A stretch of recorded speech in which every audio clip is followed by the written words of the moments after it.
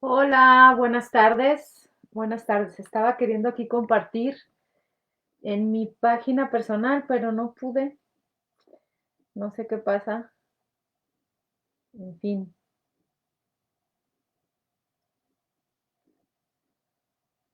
listo. ¿Cómo han estado? Buenas tardes. Hoy vamos a hablar sobre un tema y voy a reflexionar sobre ese tema junto con ustedes. Sí me gustaría, la verdad, sentirme muy acompañada porque es un tema que no había querido abordar porque es algo que me está pasando y de alguna manera me atraviesa y de alguna manera pues me toca, así lo puedo decir, ¿no? Entonces, eh, cuéntenme cómo han estado. Estoy empezando, a ver, estoy viendo acá sus comentarios. Buenas tardes, Nidia. Como me cambiaron el formato acá, no estoy viendo sus comentarios, pero ya los estoy viendo. Buenas tardes, Nidia. Ok, vamos a empezar con este tema que ahora que estamos en estos tiempos, porque aún estamos en tiempos de pandemia, creo que es un tema que nos puede traspasar de muchas maneras, ¿ok? La enfermedad como proceso de autoconocimiento. Voy a empezar acá en Instagram.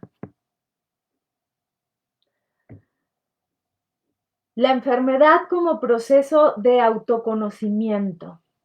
Yo sé que suena una paradoja, que suena extraño, cómo a través de la enfermedad puedo conocerme a mí misma. Y creo que honestamente, a partir de esta experiencia que te voy a ir compartiendo a lo largo de esta hora, experiencia personal que estoy viviendo, creo que el proceso de autoconocimiento se va dando en la medida en que te vas conociendo como una persona, como una entidad que no está al 100% con un cuerpo sano. Así lo podemos decir de entrada, ¿no? ¿Cómo se puede dar el autoconocimiento a partir de algo que nos aqueja, a partir de algo que nos duele y a partir de algo que nos confronta? ¿Tiene que ver eso con el autoconocimiento? Creo que yo, y te lo he compartido a lo largo de muchas de las charlas, soy una apasionada de veras de todo aquello que tiene que ver con conocimiento propio, inquietud de sí, como diría Foucault, o con todo aquello que implica que yo voltee a verme y reflexione. Reflexione desde lo más primigenio de la palabra, ¿no? Voltear a verme, hacer un acto de flexión. Esto tiene que ver con el autoconocimiento. Pero cómo esto que te comentaba en un principio, esto que duele, esto que nos aqueja, nos puede acompañar en este proceso.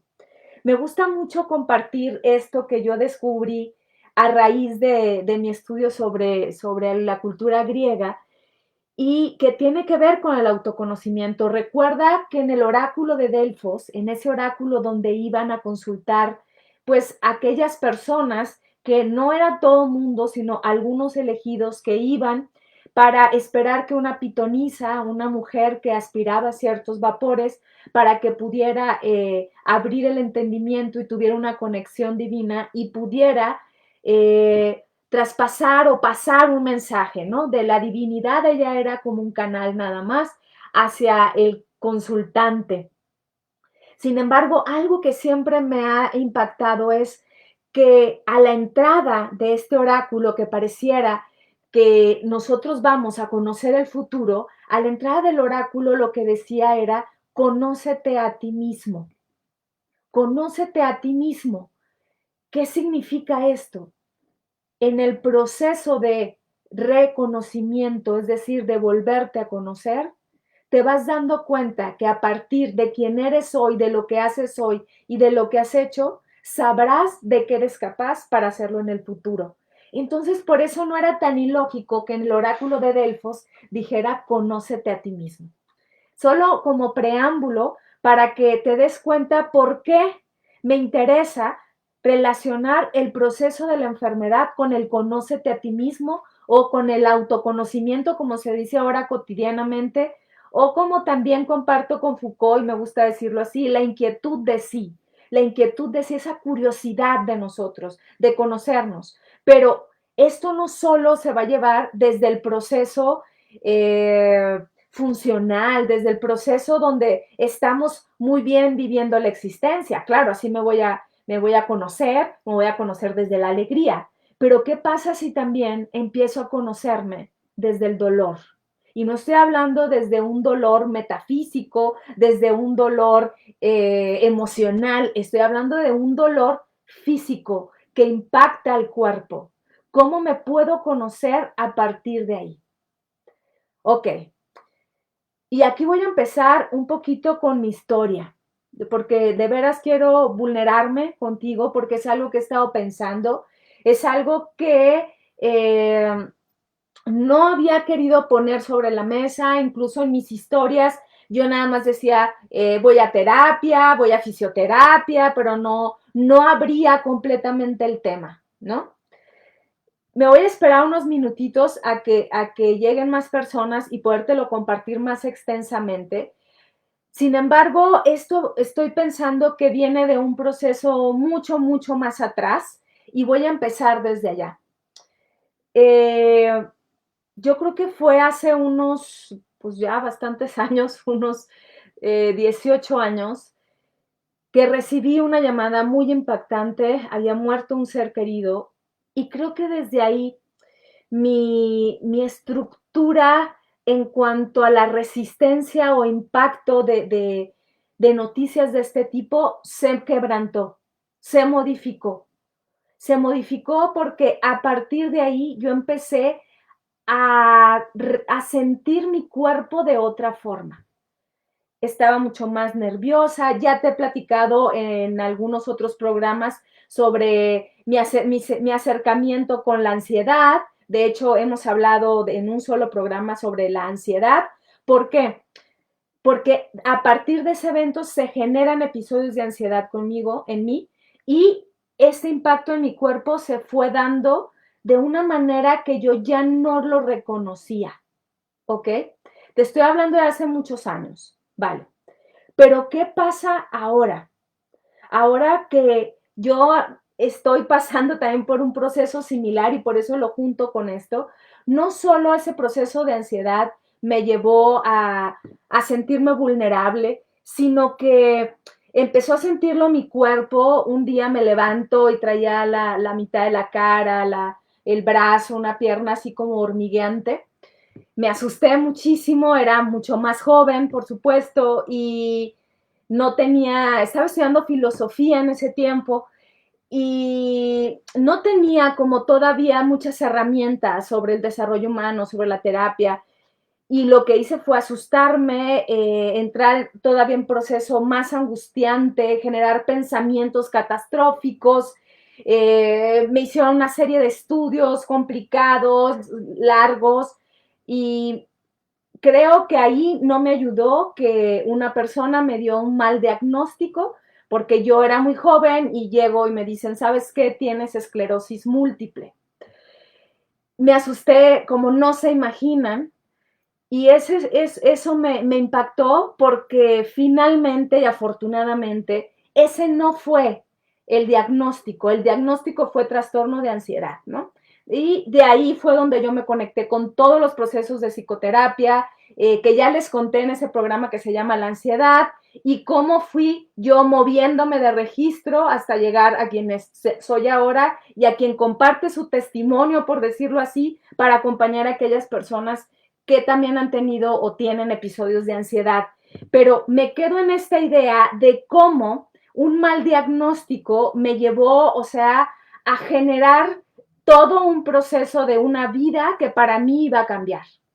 Cuando me dan ese diagnóstico, yo no solo generé estado de ansiedad, sino que generé un estado físico mucho más alarmante. O sea, mi corazón palpitaba, mi cara todavía estaba mucho más entumecida. Parecía que mi cuerpo no respondía a mi mente. Estaba completamente escindida. Y cuando hablamos de esa escisión ante una enfermedad, lo que ocurre es que nos fragmentamos. Nos fragmentamos y entonces el proceso de autoconocimiento se va como alejando. ¿Por qué? Porque empezamos a rechazar esa condición. Afortunadamente, yo no tenía esclerosis múltiple, porque me hicieron todos los estudios necesarios y a partir de eso yo como que empecé a conectarme más con mi cuerpo. A partir de ese proceso fue cuando entré en mi búsqueda sobre la filosofía budista. Ese proceso me movió completamente de registros, ¿va? Pero ahora estoy en otro proceso que es muy probable que venga desde ahí. Es algo muy extraño, pues muy extraño porque a lo mejor no lo han escuchado en ningún lado, pero se los quiero compartir. También lo quiero compartir, primero dudé en compartirlo porque decía, bueno, no es que tengan que saber todo sobre mí o si tienen que saber todo sobre mí, pero más que si sepan o no sepan sobre mí, lo que me interesa con esto es compartirles, sobre todo para que me vayan acompañando en este proceso, pero al mismo tiempo para acompañarlos yo a ustedes si están en un proceso similar. Por eso me pareció importante compartirlo. Y también porque creo que puede ser algo que están padeciendo algunas mujeres sobre todo y que a lo mejor no se han dado cuenta. Y a partir de mi testimonio puedo también acompañarlas porque yo no tenía ni idea de qué era esto.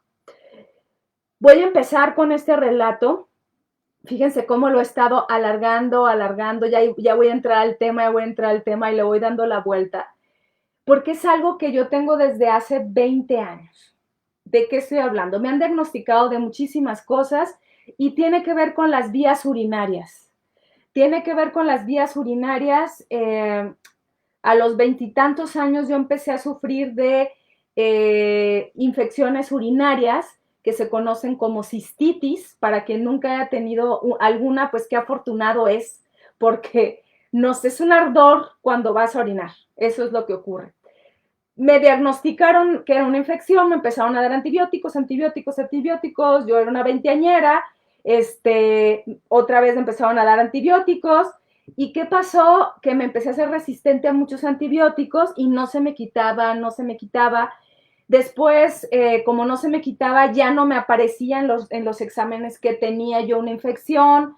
Me estuvieron haciendo una serie de dilataciones en la uretra porque me dijeron que era una estrechez en la uretra y nunca me funcionaron. Fui multitratada, me hicieron estudios dolorosos donde te meten sondas por la uretra y no me diagnosticaban, no pasaba nada. Entonces me enfadé y decidí vivir así.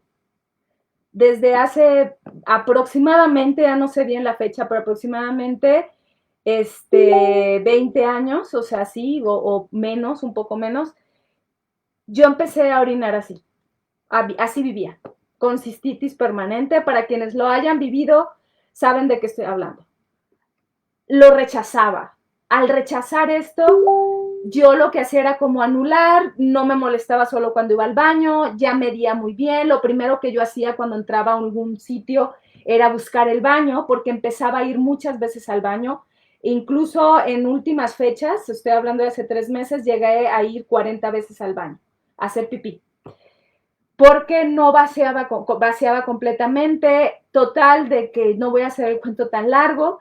Acabo de ir a otra vez hace un par de meses con un urólogo, ya me diagnosticó, tengo algo que se llama disfunción del vaciamiento vesical, que significa que no puedo vaciar bien. ¿De qué viene esto? No hay una causa que se comprenda, que se entienda del todo, pero el asunto es que duele. El asunto es que sí es todo un proceso, o sea, yo necesito saber exactamente cómo está mi vejiga para saber cuándo orino y sobre todo es el dolor que provoca en la micción. Yo me doy cuenta que con esto yo me resistía desde hace mucho tiempo a asimilar que ya se estaba haciendo cada vez más un problema. Al principio pues no era tanto, era doloroso, se quitaba, iba, venía, me trataba con otro urólogo, ginecólogo, fui hasta con sistemas herbolarios, sistemas naturales, de todo. De todo, honestamente, de todo. Cambiaba mi alimentación, hacía esto, más agua, más el otro. A veces tomar demasiada agua me dañaba más, a veces tomar menos agua me dañaba más. Ya saben que desde hace 3 meses aprox no estoy consumiendo nada de café ni de té, porque de plano estos 3 meses han sido los más complicados. A partir de que volvió esa bacteria resistente que va y viene, pero ahora con una nueva cepa que no se va, no se va, no se va, todavía estoy en ese tratamiento y me costaba mucho asimilar que eso era una enfermedad. Para mí era una condición, para mí era algo con lo que yo podía vivir, para mí simplemente era algo que era parte de mí, me habían dicho que tenía algo que se llamaba síndrome uretral, resulta que no era eso, tiene que ver con el piso pélvico para todas aquellas mujeres y hombres, sobre todo cuando están niños, porque es muy probable que de ahí venga, cuando nos aguantamos muchísimo para ir al baño. Sobre todo estoy hablando de la orina, ¿no? O sea, te aguantas mucho para ir al baño y tenemos un músculo que se llama el piso pélvico, les voy a decir cómo me explicó a mí la fisioterapeuta, es un músculo que sostiene la vejiga, la matriz, sostiene pues todos los órganos que están acá, las vísceras, etcétera. Entonces necesita tener una flexibilidad, pero no estar ni tan flexible ni tan apretado, es un músculo. Entonces, lo que pasa cuando nos aguantamos es que lo estamos apretando y apretando y apretando hasta que, ¿qué pasa? Va agarrando algo que se llama hipertonía. Se va haciendo así como un músculo muy, muy, pues duro, ¿no? Un músculo así muy apretado que cuando ya quiere vaciar completamente, por ejemplo, en mi caso de la orina, no puede. No puede, entonces hagan de cuenta que si yo me tomo una taza de esto, cuando voy al baño solo se vacía la cuarta parte.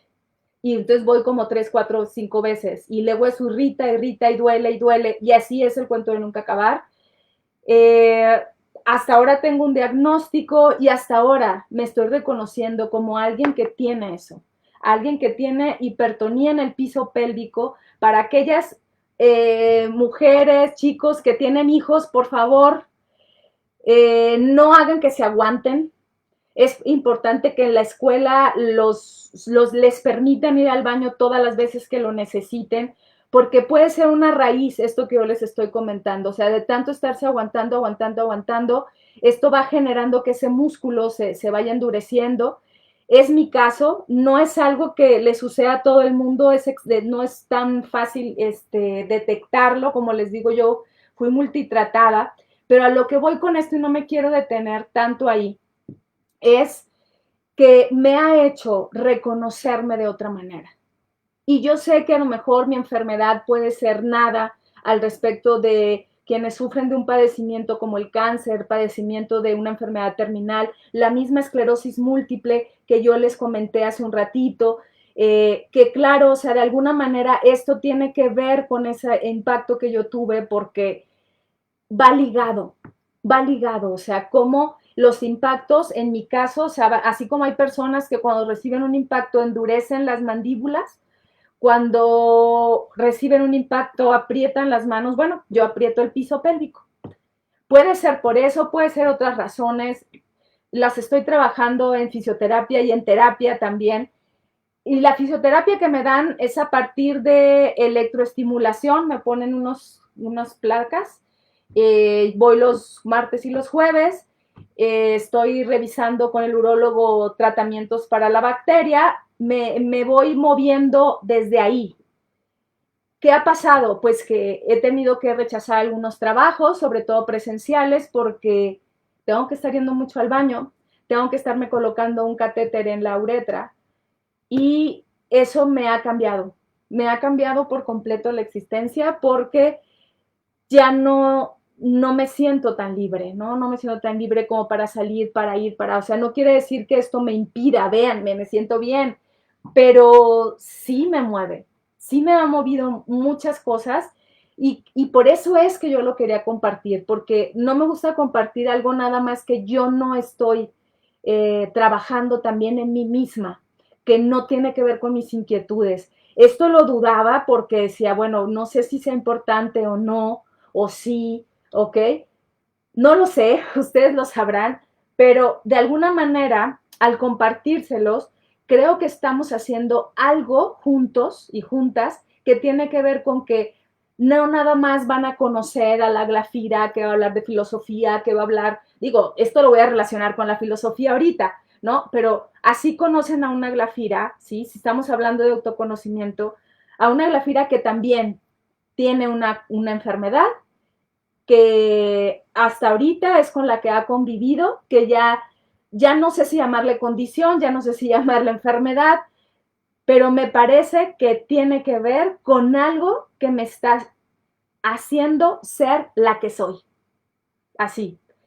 Porque esto me ha llevado, primero me llevó a la desesperación por el asunto de la bacteria que no se va, pero he adquirido una paciencia como no se imaginan. Al principio la colocación del catéter era muy dolorosa, después se fue haciendo más práctica. Ahorita no les voy a decir que es así como, no, tráiganme el catéter que ahorita me lo pongo, o sea, no, pero sí, sí es incómoda, pero ya bastante, mucho más digerible que otras veces. Sigo en el proceso y me he dado cuenta que algo que a mí me costaba era aceptar moverme del registro en el que yo estaba. ¿Qué quiere decir esto? Que mientras yo le llamara la condición, lo que tengo, y no le llamara enfermedad, no quiere decir que con esto le estoy dando importancia mucho más, ni siquiera tengo la idea de victimizarme por esto. O sea, a lo que voy es que es parte de mí en este momento, a lo mejor mañana y pasado no, pero cuántas veces por rechazarlo o al contrario, por aferrarme a decir que estoy enferma y enferma y enferma, me voy simplemente, primero en mi caso era evadiendo y dándole vuelta a algo que estaba ahí, y por el otro lado, solo reconociéndome a través de la enfermedad y no dándome cuenta que soy más que eso, ¿sí? Lo que pretendo con esto es que en este momento, como diría Heidegger, mi ser en el mundo es que estoy siendo Glafira con hipertonía del piso pélvico. Es la verdad, es la verdad. ¿Y cómo me puedo reconocer desde ahí? ¿Ok? Aquellas personas que están viviendo por un proceso parecido o no importa que lo sientan ligero, es un proceso importante. Es un proceso que no, si ponemos nosotros a un lado, ¿ok? Lo que va a ocurrir es que de todos modos nos va a estar impactando de alguna manera y lo que va a ocurrir es que aunque no queramos, como en mi caso, reconocernos con eso, nos está de alguna manera moviendo el registro. Pensemos, por ejemplo, en, bueno, hay muchísimos escritores, filósofos que han tenido una condición física importante y a partir de ella es que han generado su obra.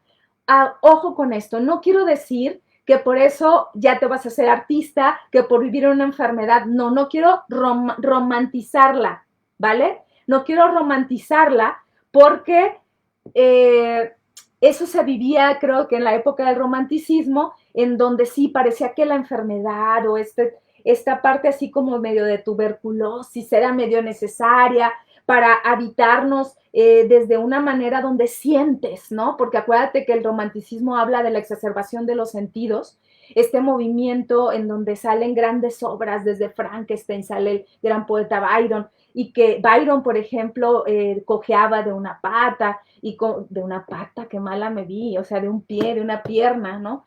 Cojeaba de una pierna, era guapísimo y todo, pero tenía eso, parece, nunca habla demasiado de ello, pero pensemos, por ejemplo, en Frida Kahlo, que ella sí genera toda una obra vinculada con este padecimiento que ella tenía, acuérdate, a partir de un accidente que tuvo y donde quedó mal de la columna, le hicieron una serie de operaciones y era algo que ella padecía, o sea, era un dolor constante que ella padecía debido a toda esa serie de operaciones y de veras, o sea, vivir con ese dolor te hace de alguna manera conectarte contigo desde otra perspectiva.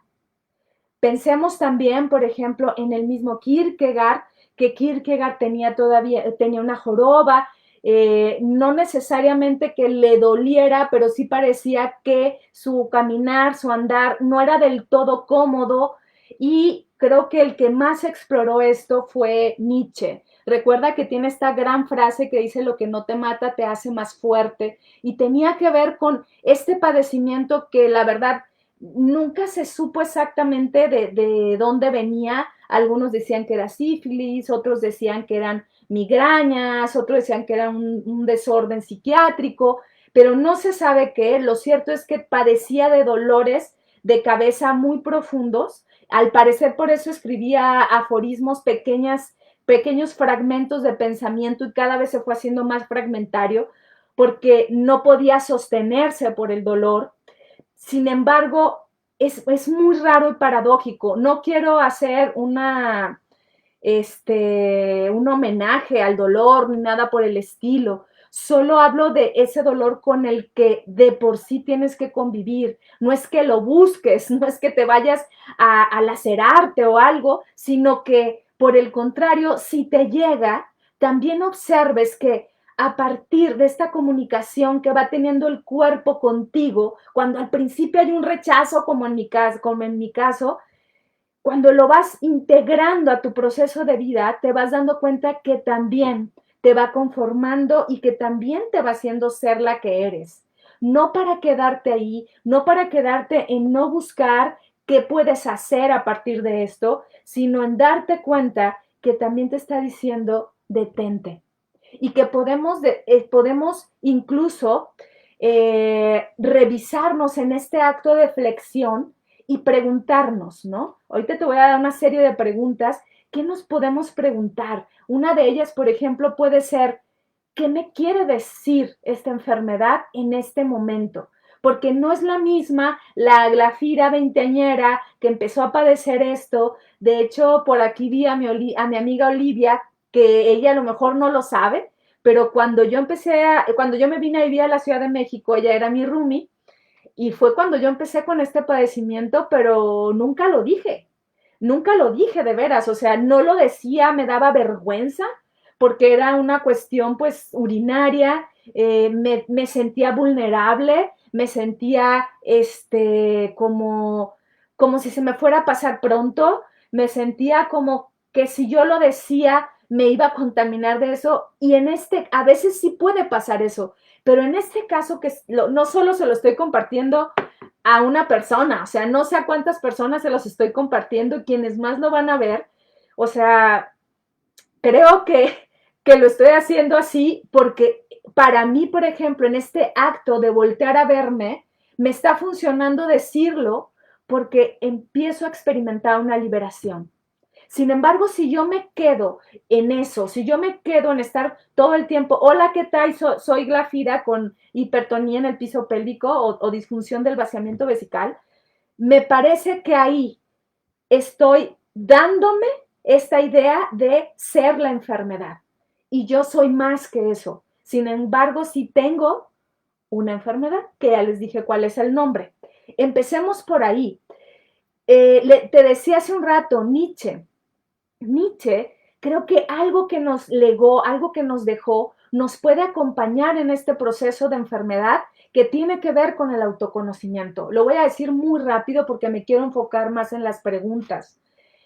Lo que nos decía Nietzsche, a partir de su idea de lo apolíneo y lo dionisiaco, es que, por ejemplo, esta parte apolínea que nos habita, que tiene que ver con la idea del orden, que tiene que ver con la idea del deber ser, a veces no nos puede acompañar en el proceso de enfermedad, porque incluso desde su mirada, desde la mirada nietzscheana, necesitamos generar un estado dionisiaco. Acuérdate que Dionisio es este dios que nos habla de la embriaguez, de la fuerza, de la pasión, de todo aquello que nos puede generar, por eso es de la embriaguez, un estado hasta medio eufórico, pero en donde no rechazo nada, en donde me habito tal cual, y en donde no solo parto con el ideal de lo que debe ser. Si hablamos de deber ser, yo debería estar sana, ¿ok? Lo que se conoce como sano. Sin embargo, esto nos lleva también a asociarnos con esta otra parte que a mí me está funcionando muchísimo, que es la dionisíaca. De veras, o sea, cuando empecé, y te lo dije ahorita, empecé a ponerme este catéter, que es doloroso. No, yo sé que a algunos no les dolerá, pero a mí sí me dolía mucho al principio. Cuando empecé a respirar el dolor de veras, fue, fue como permitirme, o sea, me conmuevo conmigo misma, pero fue como permitirme que el dolor es parte de la vida, el dolor es parte del estado en el que estamos y no lo podemos evitar. Y si lo estamos rechazando constantemente y lo estamos rechazando constantemente, lo que va a pasar es que no por eso se nos va a quitar. Al contrario, lo que va a ocurrir es que vamos a generar esa escisión entre el cuerpo y la parte psicológica.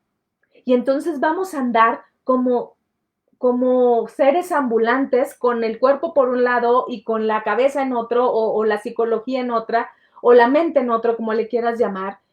Y de ahí es donde parte el mayor grado de desconocimiento de uno mismo. Yo me conocía como la que, ok, voy a vivir así, toda mi vida orinando así, toda mi vida experimentando esto. Y eso me funcionó en un momento y créanme que no me juzgo. Sin embargo, a partir de que empecé a aceptar y dije, sí duele, sí es parte de este proceso, empecé a respirarlo y todo se volvió mucho más llevadero, esa es la palabra. Algo que nos dice, que a mí me ha acompañado Nietzsche, es esta idea de lo que no te mata te hace más fuerte. Cómo él podía vivir con ese dolor de cabeza, ¿no? Cómo podía él vivirse desde un apasionamiento hasta con ese dolor que estaba sintiendo. Y como te digo, no es de una idea como ciertos místicos, por ejemplo, que se flagelaban incluso para tener una idea de santidad a partir del dolor, porque eso también existe. No, esto es algo que de por sí ya está.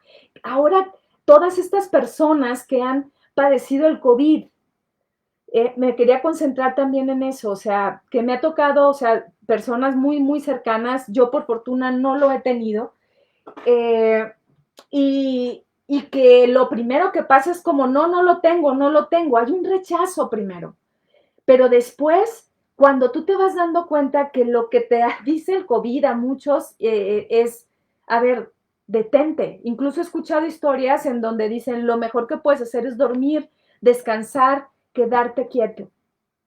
La enfermedad te dice, detente. Y a mí me está diciendo, detente.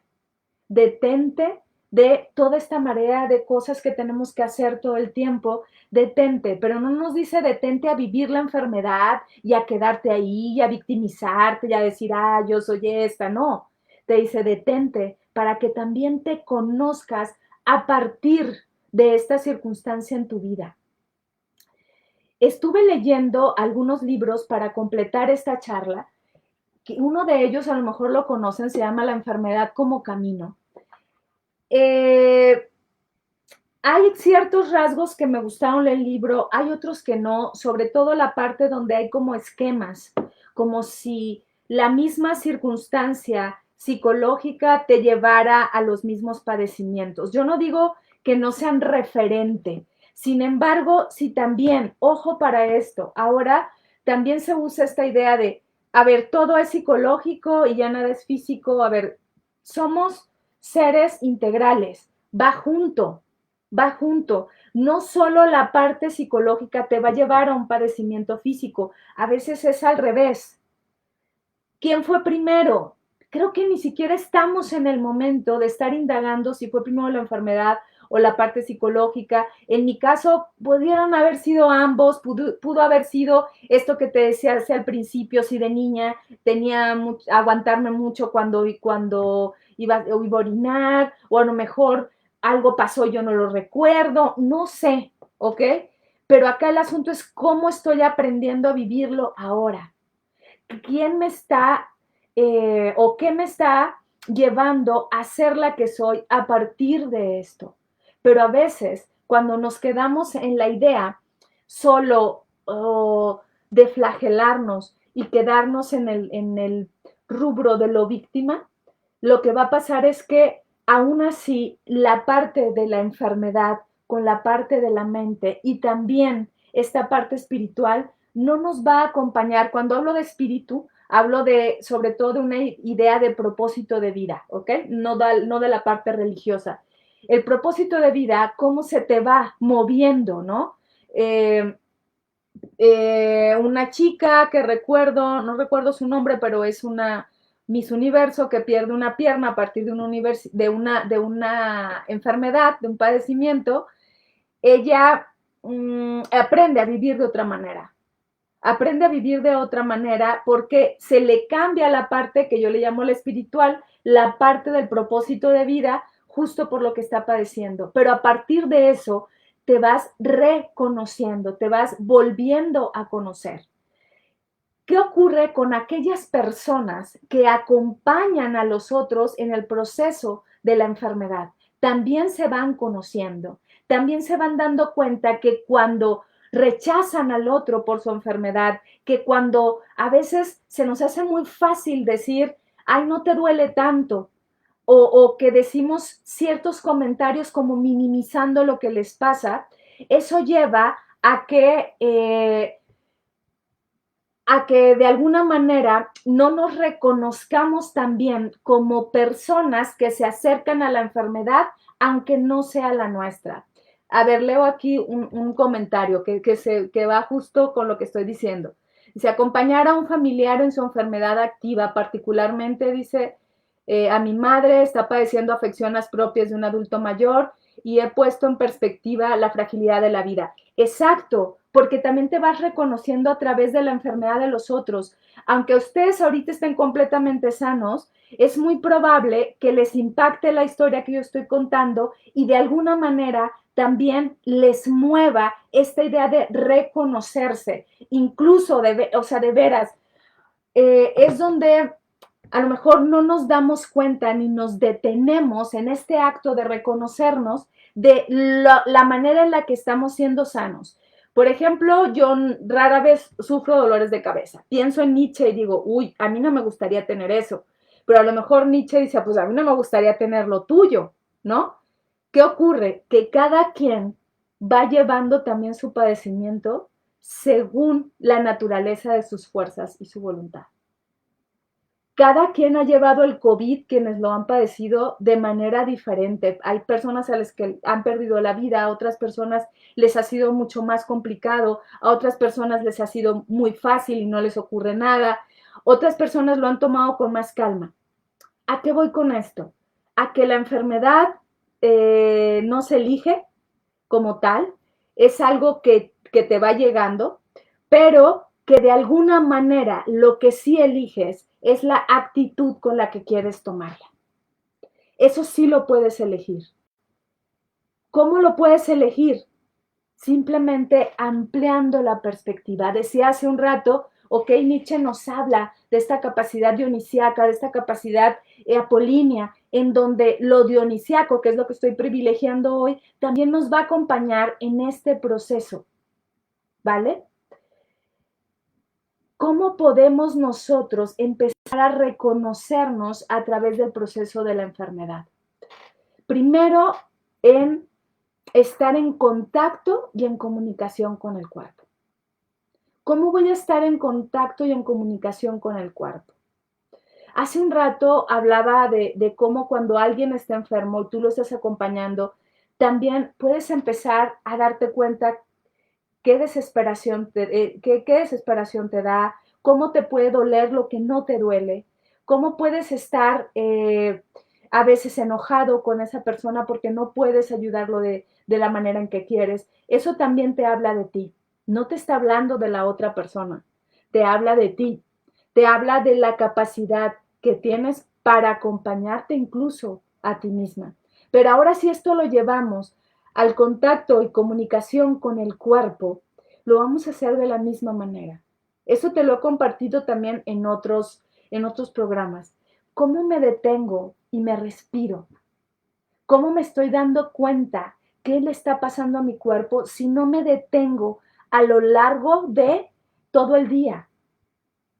Hay veces que no nos damos cuenta, que seguro eso me pasaba a mí, que me estaba orinando.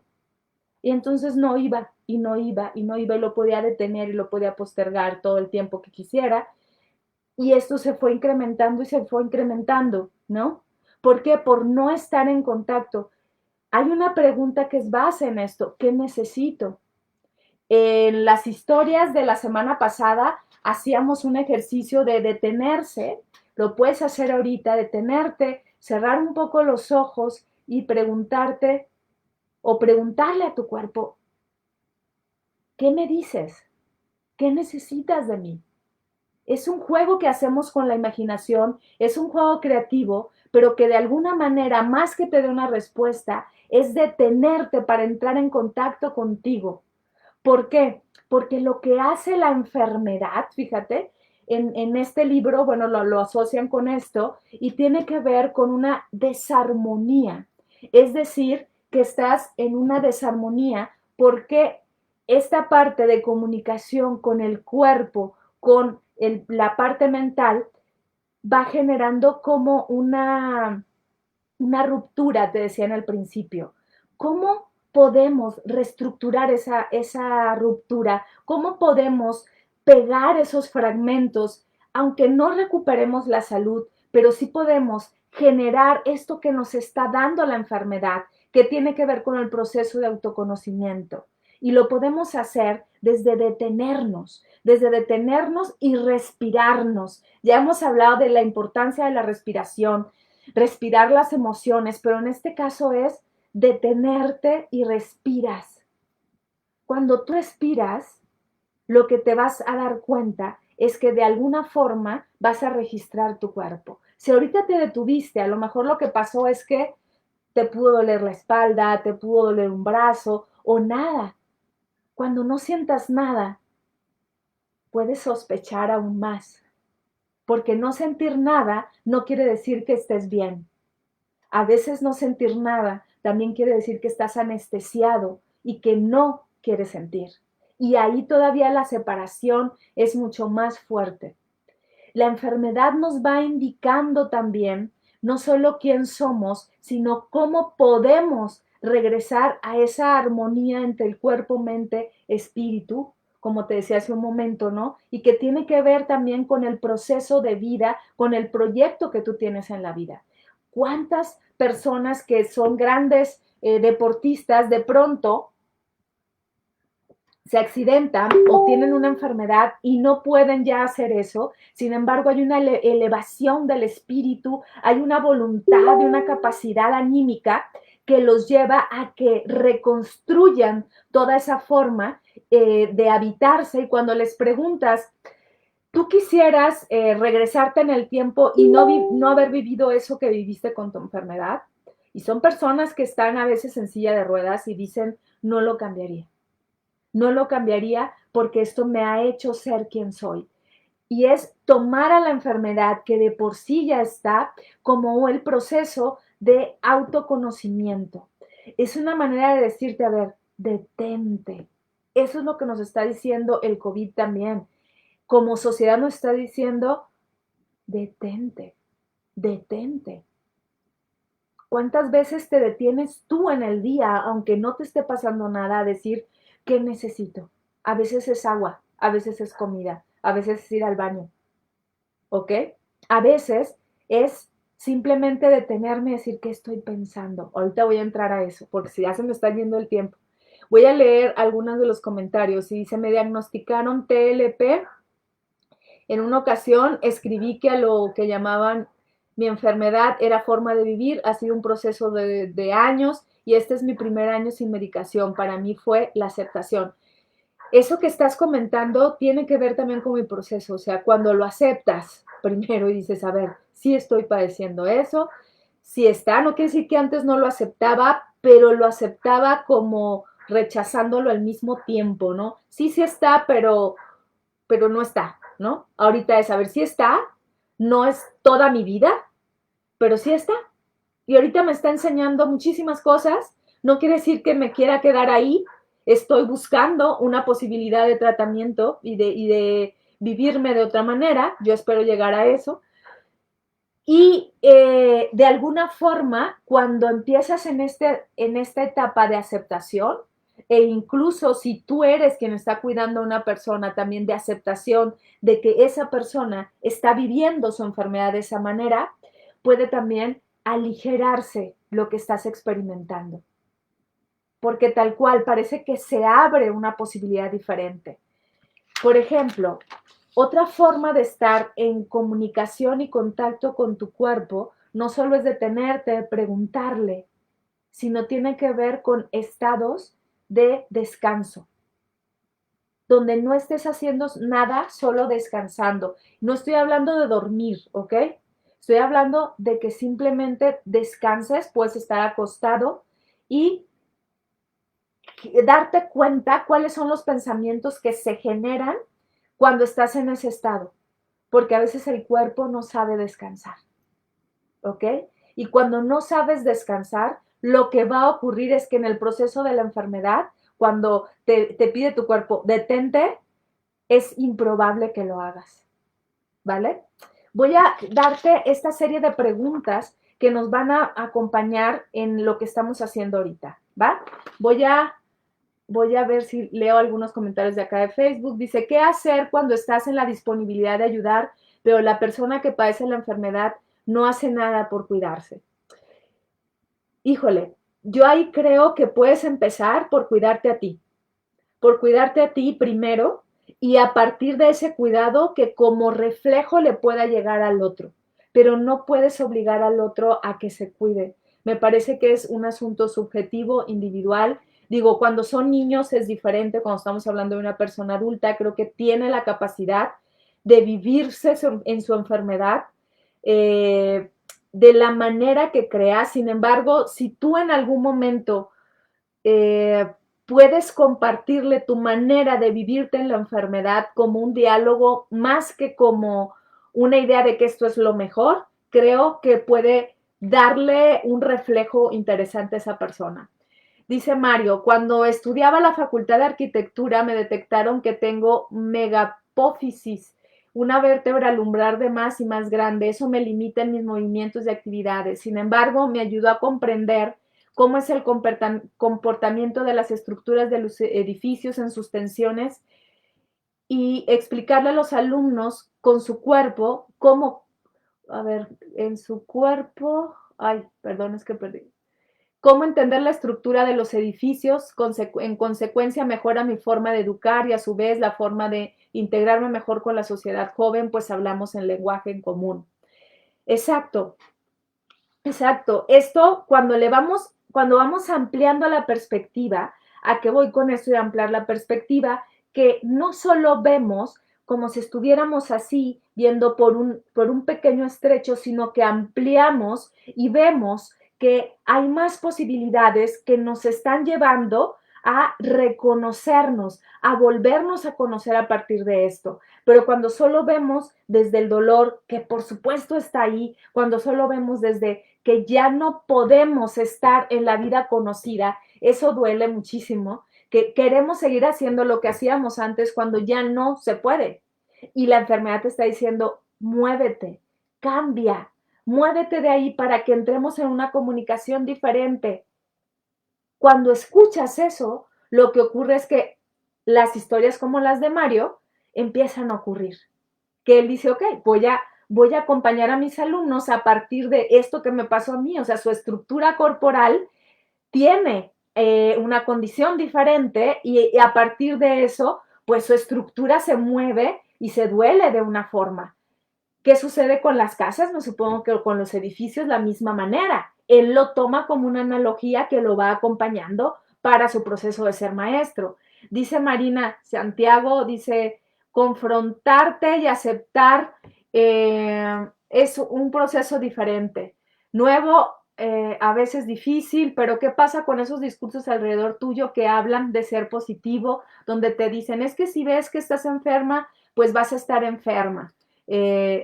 Es más, debes decir que estoy sana. Te adelantas un poquito y lo voy a decir. Tiene que ver también con esta idea de que quien no lo está padeciendo se le hace muy fácil, por eso necesitamos ser mucho más cuidadosos con el otro, ¿no? Y ni siquiera creo que lo hagan por molestar, ¿no? Ay, no pasa nada, ay, no estés nervioso, ay, no. A ver, cada uno lo va a vivir de manera diferente, ¿vale? Sin embargo, lo que podemos hacer es una pregunta que es aquí muy importante y es, ¿qué necesitas de mí? A veces a las personas queremos decirles lo que necesitan, pero cuando estás enfermo, si alguien te pregunta, ¿qué necesitas de mí? En el caso, por ejemplo, de mi pareja, ¿no? Si me pregunta él, ¿qué necesito qué necesitas de mí? Yo le puedo decir paciencia, ¿sabes? Paciencia en que a veces no voy a estar cómoda, paciencia en que a veces voy a interrumpir lo que me estás diciendo porque voy a correr al baño, y simplemente necesito eso, ¿ok? ¿Qué necesitas de mí? Cuando le preguntas eso a la persona del padecimiento, creo que nos puede orientar mejor porque a veces esa persona no va a saber qué necesita de ti y lo vas a llevar a que lo reflexione o que lo reflexionen juntos. Pero si tú eres quien lo está padeciendo, cuando tú haces esa pregunta, cuando alguien te pregunta, ¿qué necesitas de mí? Tú también le puedes decir, ¿sabes qué? Igual si yo no me siento como en esa idea de estar de positivo o estoy sana, o estar repitiendo estoy sana, a veces lo que va a funcionar es que les digas qué necesitas de ellos, ¿sí?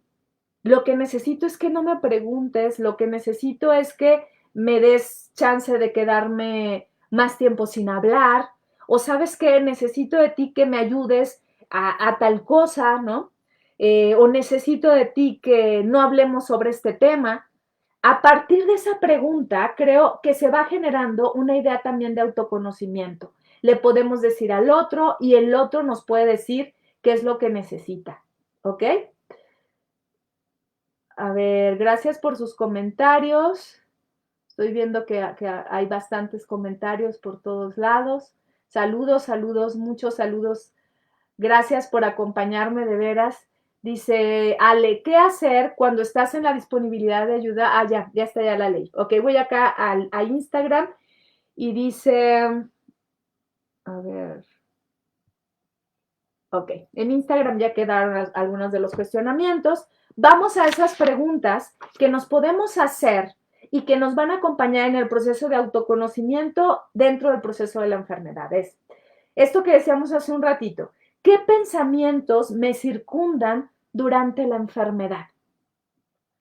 Esto nos va a apoyar mucho y no estoy hablando de irnos a pensamientos positivos, optimistas, que a veces no se acompañan con la idea de la aceptación, ¿ok? Solo es revisar qué pensamientos me circundan, porque si solo estás en los pensamientos catastróficos, te pueden llevar sí a un proceso de ansiedad. ¿Qué vamos a hacer ahí? Vamos a ampliar la perspectiva. Si solo se estás generando pensamientos que circundan de manera catastrófica, entonces amplíalos. Amplíalos haciéndote la siguiente pregunta. ¿Qué me quiere enseñar esta enfermedad? Cuando tú haces esa pregunta, amplías y sales de un discurrir mental de estar taladrando, estoy mal, todo está mal, me voy a morir, etcétera. Ya no nos da tiempo ahorita de hablar de esta idea de que nos va ocurriendo a través de la enfermedad y los pensamientos sobre la mortalidad. Finalmente somos seres para la muerte, diría Heidegger. No nos va a dar tiempo, a lo mejor me detengo unos 10 minutitos más. ¿Cuál es la otra pregunta? Esto que ya les comenté, que tiene que ver con cómo acompañar y cómo querer ser acompañado en la enfermedad. Yo le puedo preguntar al otro cómo quiere que lo acompañe y yo puedo decirle a los demás cómo me pueden acompañar. Y eso tiene que ver con un estado de mi necesidad. 3, ¿qué me quiere decir el síntoma sobre mí? ¿Qué me está diciendo sobre mí misma? ¿Qué me dice a mí esta idea uretral, por ejemplo, no? ¿Qué me dice que a pesar de que lo he tenido tantos años, hasta ahora es que realmente lo estoy significando? Porque quiere decir que hasta ahora me estoy asumiendo como alguien que lo padece, por ejemplo. ¿Qué cosas o proyectos no he podido concretar actualmente debido a la enfermedad? Acuérdate que si tú eres cuidador es debido a la enfermedad del otro, ¿no? ¿Qué cosas o proyectos no he podido concretar actualmente? Eso te va a decir cómo te puedes mover desde donde estás, no desde donde no estás. No te puedes mover desde donde no estás porque la misma enfermedad te regresa, ¿ok? A partir de esto, lo que estamos haciendo es significar no solo la parte negativa, como yo te dije, no estoy hablando de generar un estado de enfermedad para conocerme, sino que si ya está, me puedo reconocer desde ahí. Y fíjate que curiosamente, la actitud cambia. La actitud cambia y resignificas la experiencia y la vives de otra manera. De veras que yo la estoy experimentando de esta manera porque la he tenido que resignificar. Hablarlo ahorita con ustedes es parte de mi resignificación y hablarlo desde esta manera, de decir soy más que esto. Pero, ¿qué quiere decir? Que entonces de aquí en adelante voy a hacer programas solo de esto. Es muy probable que no, es muy probable que no, sin embargo, no por eso va a desaparecer. No lo voy a anular, ¿ok? Otra pregunta. ¿Cuáles son los conflictos internos que estoy viviendo actualmente relacionados con las experiencias de la vida cotidiana? ¿Ok? Estas preguntas, algunas yo las tomé del libro que les recomendé en la por la mañana, que se llama, déjenme buscar bien el nombre, el libro se llama, ay, se llama Conocernos. ¿Qué nos quiere decir el cuerpo con la enfermedad? ¿Ok? Yo tomé algunas de ahí y otras son mías, ¿no? Ok, ¿cuáles son los conflictos internos que estoy viviendo actualmente relacionados con la experiencia de la vida cotidiana antes de la enfermedad? ¿Por qué nos va a ayudar ese? Antes de la enfermedad, porque nos va a hablar de una condición en la que estábamos y que a veces nos queremos aferrar para no salir de ahí, ¿vale? La que sigue, ¿cómo fue mi primera infancia desde el 0 a los 7 años? ¿Por qué esa pregunta está ahí? ¿Ok? Porque eso nos va a apoyar a que nos demos cuenta que a partir de esa infancia nosotros también podemos conectarnos con lo que estamos padeciendo actualmente. ¿Por qué lo estamos viviendo así? ¿Vale? Solo es una reflexión completa. ¿Cuáles han sido las enfermedades dentro de mi familia? Todo eso tiene que ver con un proceso de autoconocimiento.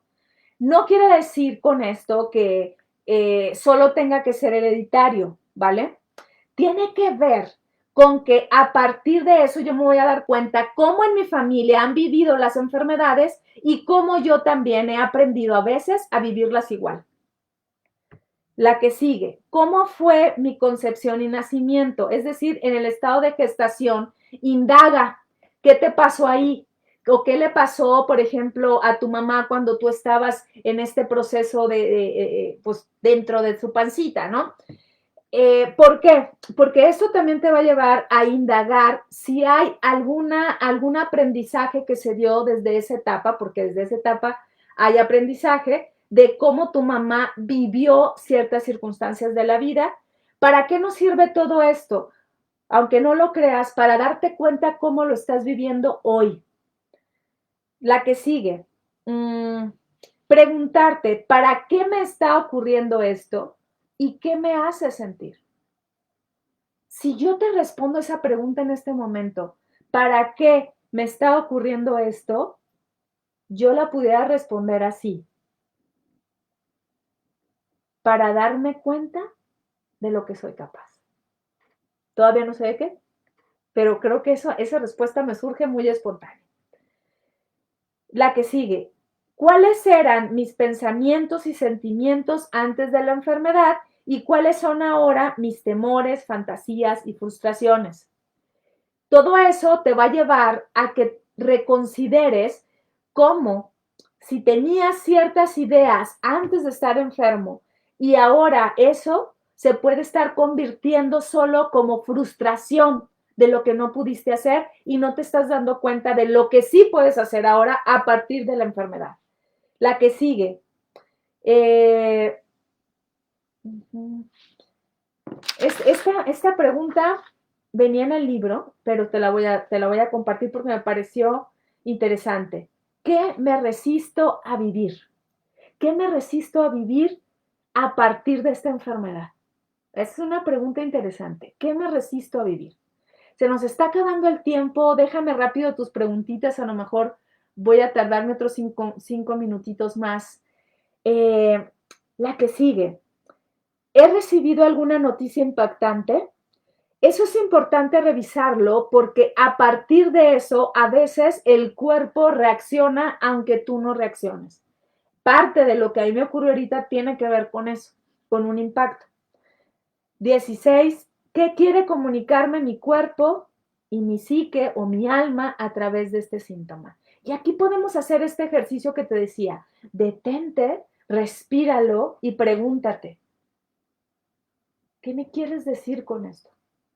Y juega a que te das la respuesta. Este simplemente es un juego, a lo mejor puede parecer muy sencillo y tonto, pero nos va a generar un diálogo con nosotros a partir del tema. Eso es lo que nos importa, más que las respuestas. Lo demás ya puede ser un poquito repetitivo, ¿ok? ¿Qué nueva acción debo emprender a partir de esta enfermedad? ¿Qué nueva acción debo emprender? Para mí en este caso fue como nueva acción compartirlo. Y es lo que estoy haciendo ahora. Algo que me pareció una frase interesante y que lo dice este mismo autor es, trascender una enfermedad implica apropiarse de las pautas del pensamiento y sentimiento que se encuentran debajo de ella. Trascender una enfermedad significa elevarse por encima del conflicto y del nivel de desequilibrio. La sanación solo se produce desde una enfermedad trascendida. El enfermo integra lo que antes rechazaba y por consiguiente su nivel de conciencia aumenta. Aquí le estamos dando, según el autor, una idea de trascendernos, de ir más allá de nosotros a partir de este proceso en donde antes nos considerábamos sanos, pero sin ciertas habilidades que hemos tomado a partir de ahora con una enfermedad o padecimiento, y es lo que estamos presentándonos. Por eso la enfermedad es una herramienta y es un proceso de autoconocimiento y también de un camino y un vínculo con nosotros mismos, con el mundo, con la vida, a partir de lo que el cuerpo nos está hablando. ¿Cómo habla tu cuerpo? ¿Qué te dice tu cuerpo? El cuerpo tiene un lenguaje que por supuesto no es cifrado a través de la palabra, pero tiene un lenguaje que son sensaciones. Cuando tienes miedo se encoge el estómago. Cuando tenemos un acontecimiento fuerte de huida, el cuerpo genera mucha más energía, tanto para la parálisis como para la huida. El cuerpo te está dando señales y te está hablando constantemente. Solo necesitamos detenernos porque el cuerpo no está desligado. Esta comunicación, este diálogo que podemos generar, creo que es el que nos va a llevar a resignificarnos constantemente.